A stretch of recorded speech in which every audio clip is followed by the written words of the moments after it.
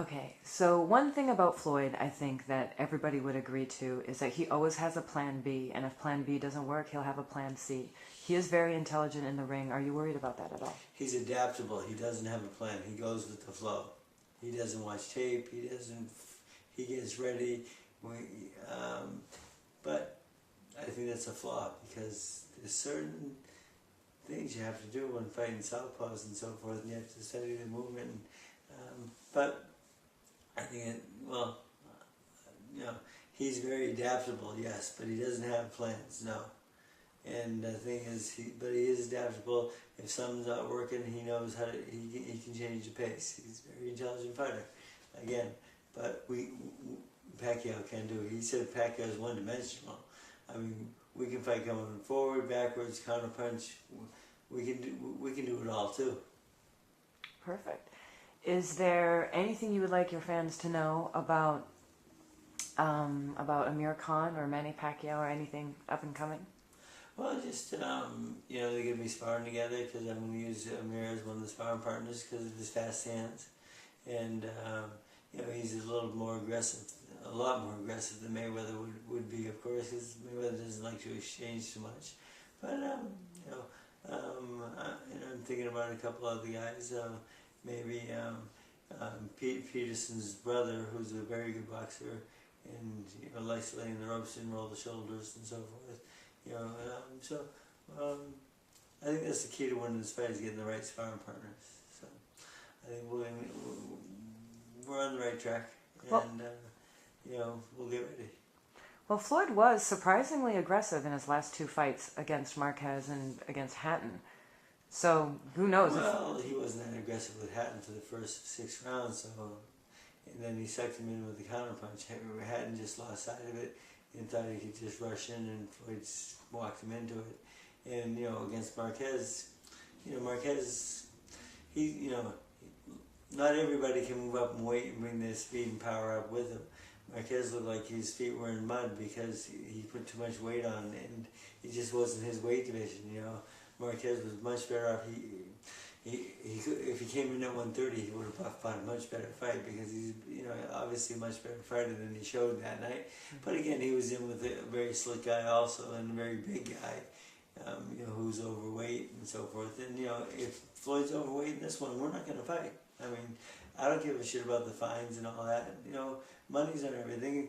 Hey, you signed the contract. You better come in the contract or there's no fight. Period. Understandable.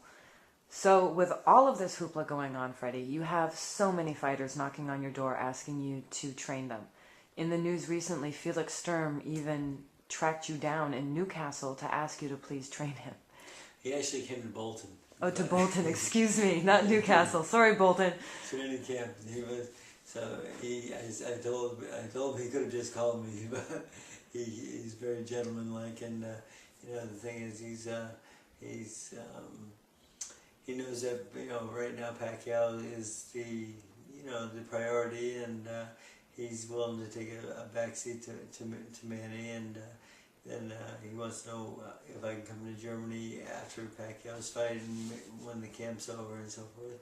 And we're going to work it out, it looks like, and I'm excited about training him. He's a very good fighter, and we became friends when I used to train Vladimir Klitschko in Germany, of course. And he was one of the nicest guys in the gym, and he's an excellent fighter. And I think I'd love to see him fight up here, because I like to see him fight the likes of Kelly Pavlik. If Pavlik gets by his next opponent, this could be a future fight for Sturm, and get him known here in America once again, because he hasn't fought here since he lost that very, very controversial decision to Oscar. Right. Well, with Felix Sturm, off the top of your head, do you have anything that you would want him, that you think that you could help him improve? Well, he knows that I'm very offensive minded, and he's a very good boxer, very technical.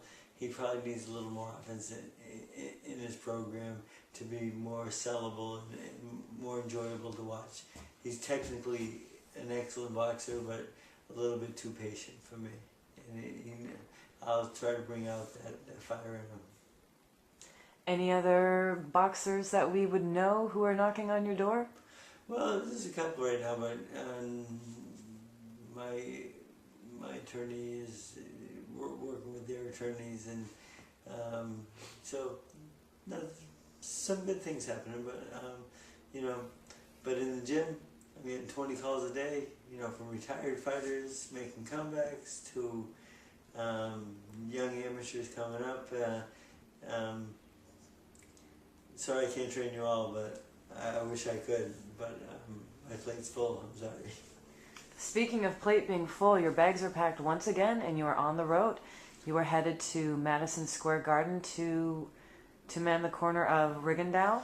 Rigondeaux on Wednesday, and then Thursday I go to Ohio on the Kelly Pavlik show. I get Vanis Manarosian, fight for the North American title against Willie Lee. And so I think 2 more fights and I think the year's over. So had a good year, you know. Pacquiao had 2 great wins, you know, one over Hatton, one over Cotto, great fights. And then Amir Khan had 3 great wins. You know, he beat Barrera, Kotelnik for the title and defended against Salida. It's been a good one. In your opinion, not that you have as much time to watch boxing as you probably used to, what do you think was the fight of the year? Well, Cotto, Pacquiao, come on. I mean, it was a great fight. I mean, you know, I didn't see the Paul Williams fight though. I heard it was a good fight though. I mean, very controversial, of course. But I was in the UK when that was going on, so I didn't get a chance to see that. But maybe I have to look at that one too. But the thing is, it's not a high-profile fight like Cotto Pacquiao was. I mean, it was a big fight, and it lived up to his expectations, and it was better than 24/7. Well, maybe. And what would you consider, I have a guess, but what would you consider knockout of the year? Oh, come on. It's a knockout of the decade. I mean, I'm sorry, Ricky Hatton, but that was the most devastating punch I've seen in a long time. One punch. Oh, and I guessed correctly.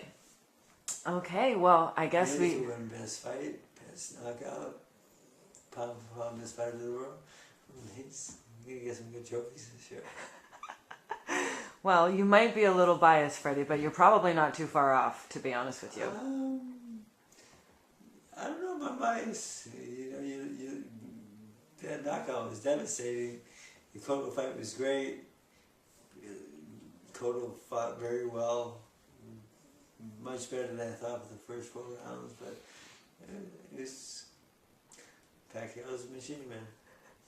Well, you heard it here, everyone. Freddie's picks for best fight, best knockout, and of course, best fighter of the year. Well, pretty soon, hopefully, it'll be Amir Khan versus Manny Pacquiao for fighter of the year, if we're all lucky. Thank you very much for spending some time with us. Merry Christmas to you, and have a safe trip. Happy Hanukkah. Kwanzaa. I don't know what that is.